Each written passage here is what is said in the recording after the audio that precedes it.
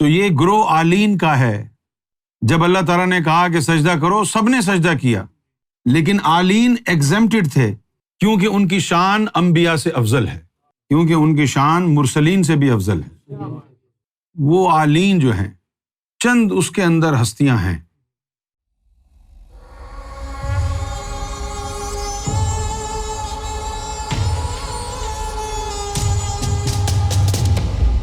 اس chapter کا جو عنوان ہے وہ ایک راز کی طرف متوجہ کرنا ہے۔ سوچ تو ذرا، تو کس آدم کی اولاد میں سے ہے؟ جب سے یہ بات سرکار نے دین الہی فرمائی ہے، اس کے بعد اب متعدد لوگ یہ بات کرنے لگ گئے، پہلے کسی کو نہیں پتا تھا۔ اس دنیا میں 14,000 آدم ہیں۔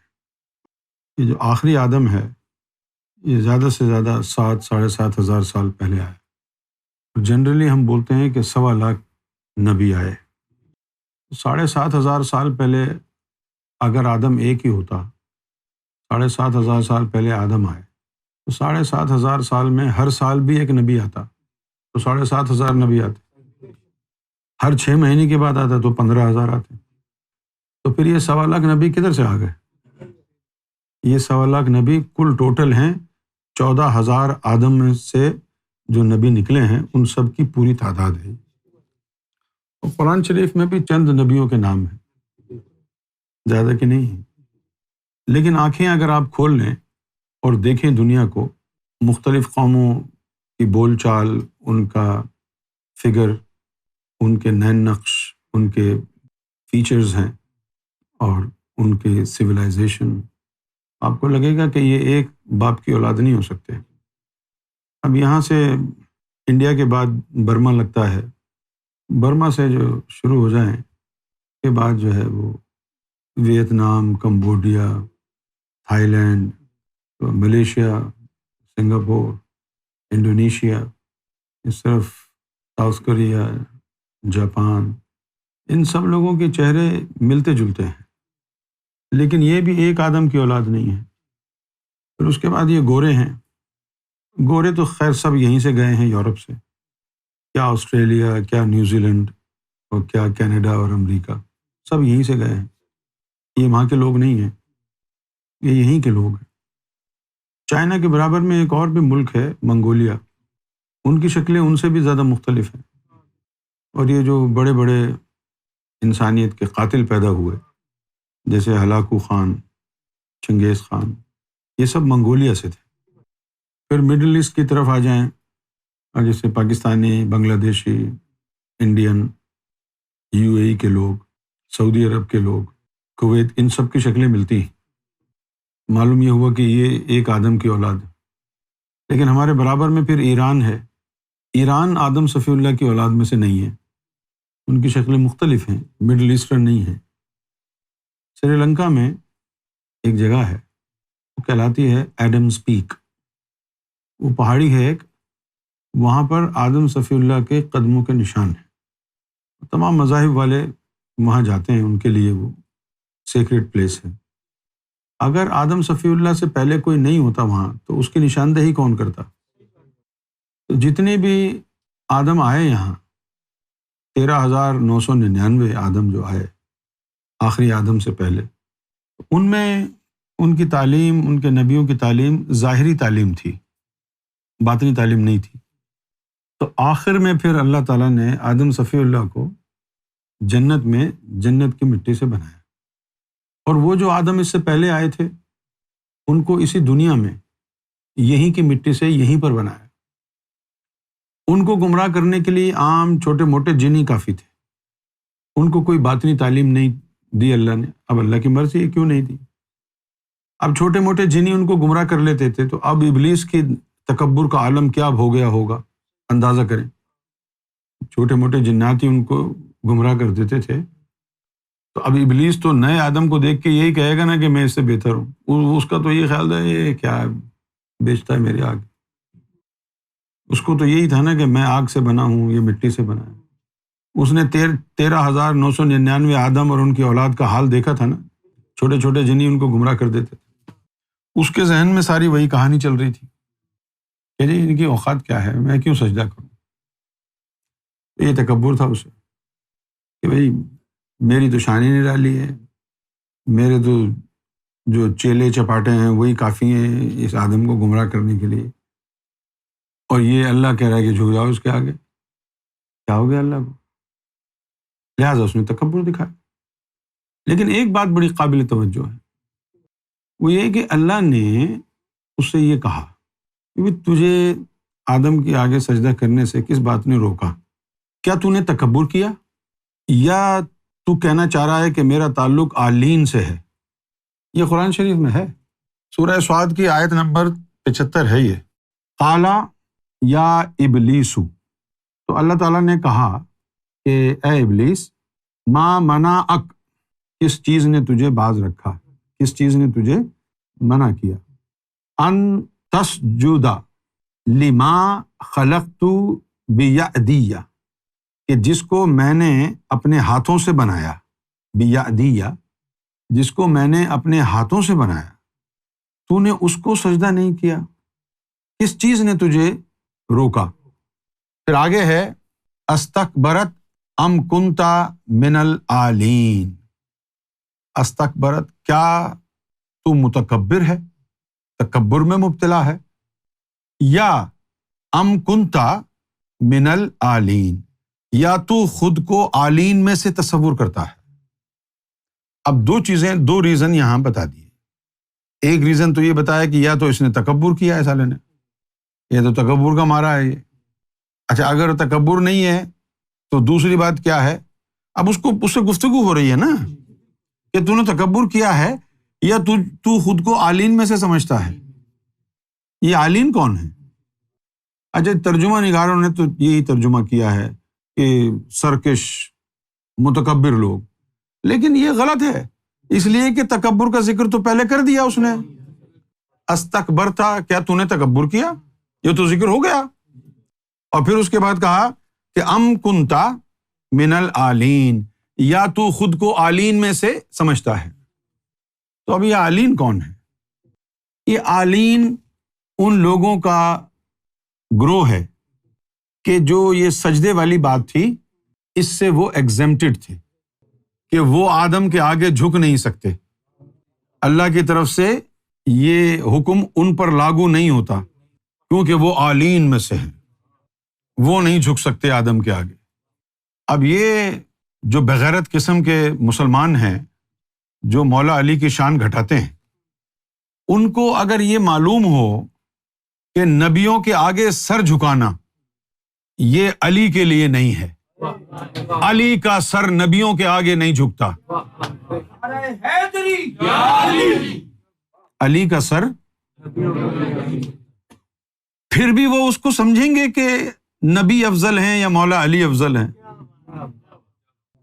تو عالین میں کچھ لوگ ہیں جن میں پنجتن پاک شامل ہیں، اور بھی ہیں جن میں پنجتن پاک شامل ہیں، ان کے اوپر یعنی یہ جو حکم تھا کہ بھئی آدم کو سجدہ کرو، ان پر اس کا اطلاق نہیں ہوتا۔ اب اللہ نے بات کو تو ایکسپلین کرنا ہے نا، تاکہ بتائے مخلوق کو، کیونکہ کل یوم محشر میں جب پتہ چلے گا کہ اکیلا ابلیس تو نہیں تھا، علی نے بھی سجدہ نہیں کیا تھا آدم صفی اللہ کو، تو پھر کیا ہوگا؟ بی بی فاطمہ بھی سجدہ نہیں کیا تھا، یہ روح ساری موجود تو تھی نا، نہ علی جھکا تھا آدم صفی اللہ کے آگے، نہ حسن و حسین جھکے تھے، نہ بی بی فاطمہ جھکی تھی۔ تو اب اللہ یہ اسٹیبلش کر رہا ہے کہ بھئی تو مجھے یہ بتا کہ تو تکبر کی وجہ سے تو نے سجدہ نہیں کیا، یا تو خود کو عالین میں سے سمجھتا ہے؟ اس نے کہا جی میں جو ہے اس سے بہتر ہوں، انا خیر منہ۔ اب بات یہاں پر واضح ہو گئی کہ اس کو اس کے تکبر نے مروایا ہے۔ لیکن ایک گروہ ایسا ہے جس کو عالین کہا جاتا ہے۔ عالین کا مطلب کیا ہے جو آپ لوگ سمجھتے ہو، ایسا مطلب بتا دیتا ہوں۔ عالین کا مطلب ہے علی والے، اور جو اس کا لفظی مطلب ہے وہ ہے اعلیٰ نسب والے، اعلیٰ درجے پر فائز۔ تو یہ گروہ عالین کا ہے، یہ ایگزمپٹڈ تھے یوم ازل میں جب اللہ تعالیٰ نے کہا کہ سجدہ کرو، سب نے سجدہ کیا، لیکن آلین ایگزمپٹڈ تھے۔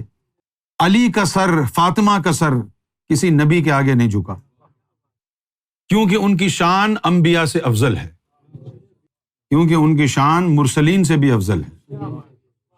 وہ آلین جو ہیں، چند اس کے اندر ہستیاں ہیں، پنجتن پاک، امام مہدی علیہ الصلوۃ والسلام، اور امام مہدی علیہ الصلوۃ والسلام کے چند رفقا، یہ آلین میں شامل ہے۔ قرآن مجید کے ترجمے پڑھ کے جب میں نے دیکھا تو بڑی مایوسی ہوئی۔ کسی نے کچھ اس کا ترجمہ کیا، کسی نے کچھ اس کا ترجمہ کیا۔ اب یہ جاہلین نے ترجمہ کیا ہے، اب لوگوں کو کیا ہدایت دیں گے، کیا سمجھ میں آئے گا؟ تو میں یہ کہنا چاہ رہا ہوں، ہمارے جتنے بھی اہل تشیع بھائی ہیں، بھائی اس لیے کہتا ہوں ان کو کہ وہ پنجتن پاک سے محبت کرتے ہیں۔ میں شیعہ نہیں ہوں۔ کیوں نہیں ہوں؟ بھائی جب ہماری روح ہی مولا علی سے چپکی ہوئی ہے، اب ہمیں کچھ اختیار کرنے کی کیا حاجت ہے؟ جب ہم ان کو جانتے ہیں، وہ ہمیں جانتے ہیں، انہوں نے ہمیں اپنے قدموں میں جگہ دی ہوئی ہے، اب کسی کو جوائن کرنے کی کیا ضرورت ہے جب ہم ہیں ہی ان کے؟ تو بالفاظ دیگر آلین کا مطلب یہ ہے کہ اونچے درجے والے، اور اگر دل کی محبت کو شامل کر کے کہیں تو علی والے، دل کی محبت کو شامل کر کے کہیں تو کہیں گے۔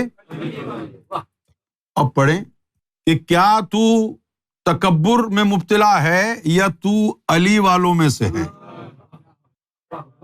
کیا تو تکبر میں مبتلا ہے یا تو علی والوں میں سے ہے؟ یہ سوال۔ اچھا، اب اس کے ذہن میں یہ تھا کہ ایک گروہ ایسا ہے کہ جو آدم کو سجدہ نہیں کرے گا۔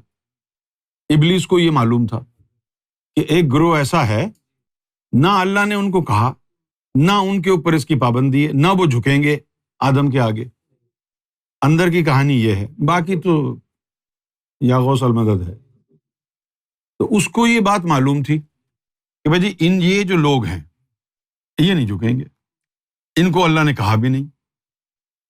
تو اس کے ذہن میں یہ بات آئی کہ میں ان کو سجدہ کروں نا جو آدم کے سجدے سے ایگزمپٹڈ ہیں، آدم کو کیوں کروں؟ میں ان کے آگے۔ اب بتائیے شان کس کی اعلیٰ ہے؟ آدم صفی اللہ پر انکار سجدہ ہوا شیطان کی طرف سے، ابلیس کی طرف سے۔ اللہ نے کہا کہ آدم صفی اللہ کو سجدہ کرو، ابلیس نے آلین علی والوں کو کر دیا، کہا کہ میں ان کو کروں نا جن کو اس کو سجدہ کرنے کی حاجت نہیں، اور نہ اللہ کہتا ہے کرو۔